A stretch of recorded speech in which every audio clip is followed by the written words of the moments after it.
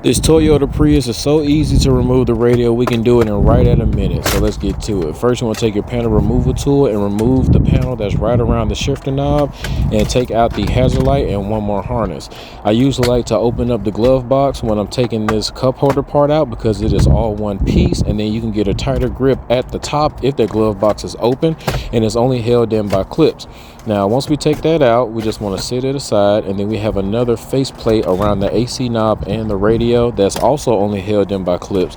So you want to just use some light pressure. No need to use the panel removal tool for that. Disconnect that one harness, and then that part is done. The push to start button doesn't have to be fully removed. It just needs to be out the way so we can get access to all the 4 10mm bolts that's actually holding this radio in. Once we take that out, we just want to unplug all the wire harnesses. And after that, we have officially removed this radio in just about a minute. If you want to catch the full install, it is on my YouTube, JP the Install Guy. And I hope everybody has a blessed day. Peace.